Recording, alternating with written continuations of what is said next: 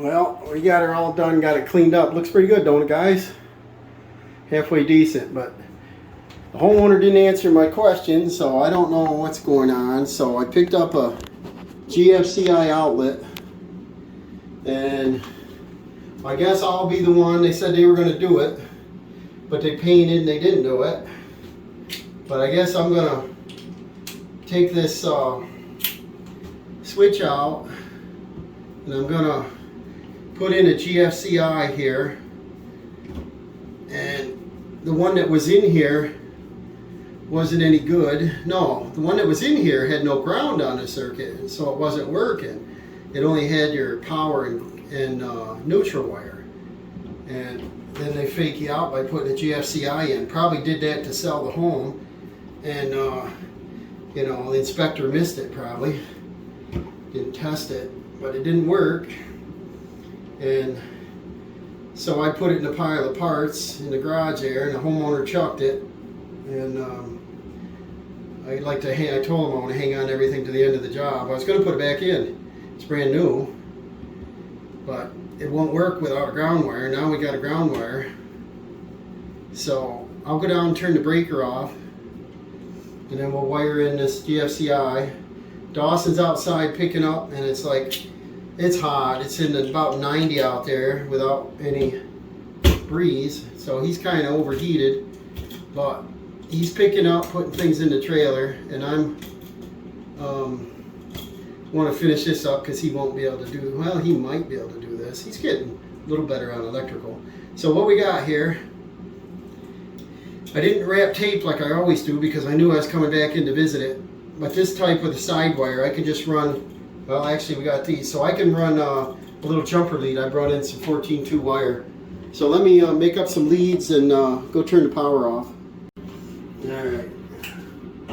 Let's see if we got power here. No lights. I guess I got the right circuit. I think I labeled it anyway, bath. This bath fan is on with an upstairs circuit or something.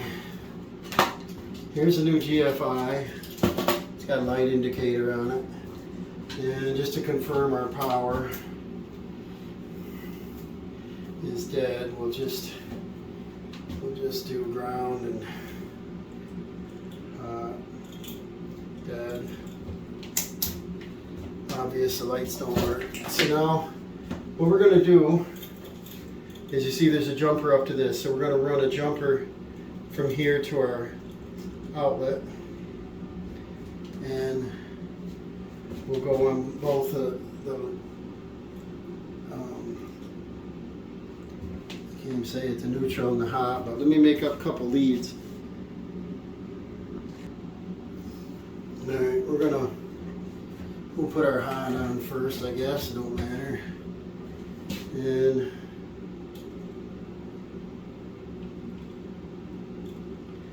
these lined up. It's the same. I always do the tug test on these after you get them real tight. Crank that baby. Yeah, yeah. Tug, tug, tug is tight, tight to tight. And then there's our hot lead.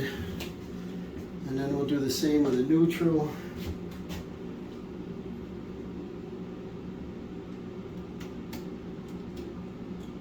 Some people say you should twist them. Depends on the situation, I guess, but I twist them in spots like attics, basements, crawl spaces, just anywhere where it's hard to find them. An outlet where you're standing up, I'm not too concerned. But twist them, the wire nut will do the deal. Some people say you twist them and it tends to crack the wire. It can probably. So this is fine. And then we've got a ground to ground. I saved a ground, so we're all set to put our outlet on. This one has the bottom foot. We can just put our ground on. I like to always do my grounds first.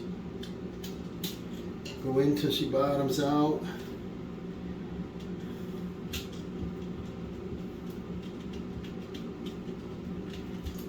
Crank that thing, but don't break it, but crank it. See how much I'm sweating? It is humid. Whew. Dawson's gonna want to swim tonight. He's out there loading the trailer up. Pretty soon we'll get out of here.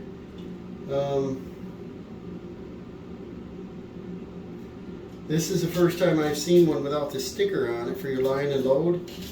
But on the back here, it says a line. This is what's coming in. We don't have a load on this, so we're just going to bring a line in. Our white wire to the top. I put it on the bottom, so as I tighten it, I'm going to pull it into the fixture.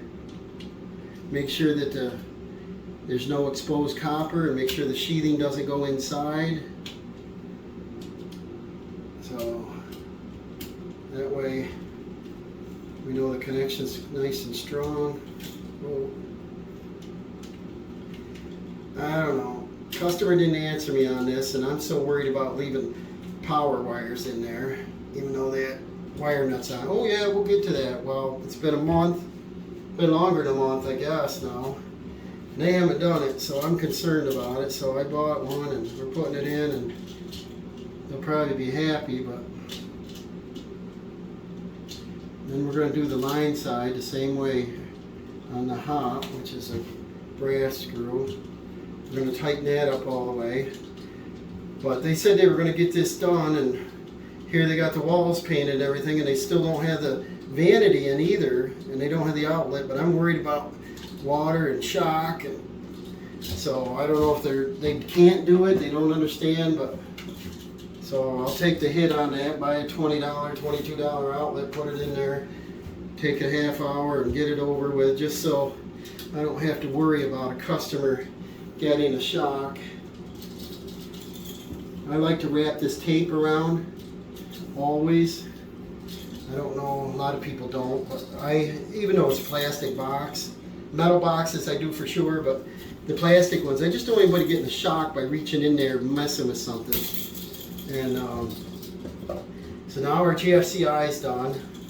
We're going to swivel that around, bury our wires. Then we're going to check the back of this, looks good. We're going to tape the switch up. Cover them leads too now because we're in here. Let's finish this up. Dawson's out there getting stuff ready, probably getting a drink, but getting our trailer filled up so we can get out of here, so we can go home and go swimming. I think I'm going to go home and get a cold one. An adult beverage. Sounds good to me. So here's our switch, and on off. So it goes this way. Let's put our leads to the rear. Get them back in the box. Every time you got a GFI, they're so thick and big of a box, you know, that's hard to get everything in there. Let's get them turned, get them out of the way to the rear. Boxes are never big enough, right? That lines up pretty good. That lines up pretty good. I wish I had my drill in here.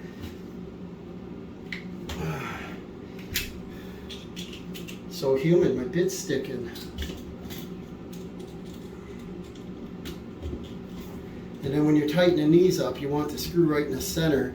That way when they go to put the cover on, that it's going to line up good. Dawson must have got hot because he's in here helping now. Did you come in and get a drink?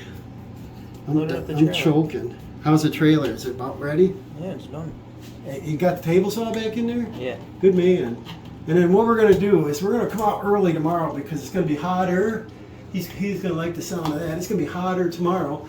I think 2 degrees hotter. And he might get hot enough to want to jump in the pond out here. No. No? Jump Pond's in the not very pool. clean. It's got a lot of lily pads in it. Jump in our pool. Yeah, but there's no pool here. Yeah. But we're going to go get in the pool. Yeah. That pool's nice and clean, isn't it? Yep.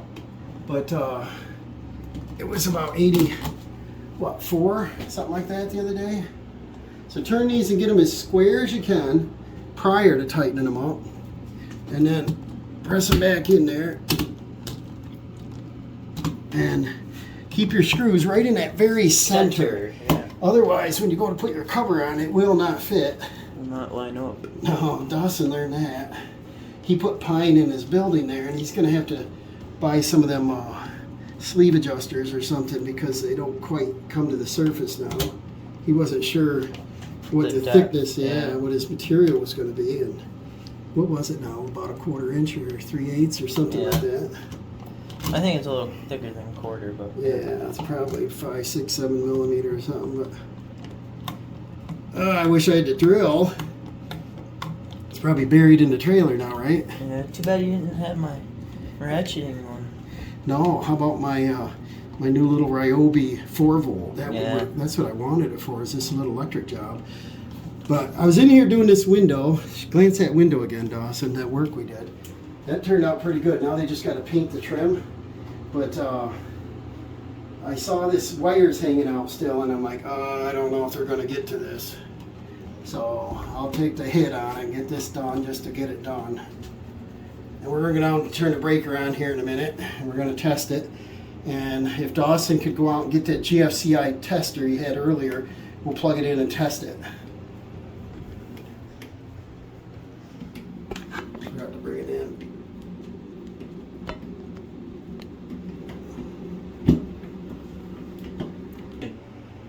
Alright, we got them tightened up, and there's our lights. I wanted to switch first, because the first thing you call, you're not going to plug in something, you want to see what you're doing. So I put the switch first, the outlet second, and the light, I don't know, I think it says it's tripped, so we'll reset. Alright, so I just turned the breaker back on, I got these tightened up. There's our lights. There's our trip, let's test this. 2 yellow indicators, can you see them? Mm-hmm. That means that it's wired properly. Always check both of them. And then you press this, you want to press it, Dawson? Press that. See? Now she's got a hair dryer and she's, happens to drop it in the water. If she's in the bathtub with a 6-foot cord, she can't get electrocuted. And it'll trip, but it also, if I had wired this on the load side, then that would have shut off too. We don't want that, so there we go. So we're good, guys. I'm going to be happy. She's going to be happy it's in. She got to put her cover on. And I don't have to put a sticker on because this is the only one on the circuit. So it looks pretty good in here, don't it, guys? Oh, yeah. I think if she puts a different bulb in there, it'd be better. Maybe one of them little Edison bulbs or something. And I can't wait to see the vanity go in. And hey, we will see you in the morning on the windows. So that's how I put these switches and outlets in, guys. So that's just a quick one. And remember to like and subscribe, and we'll see you on the next one.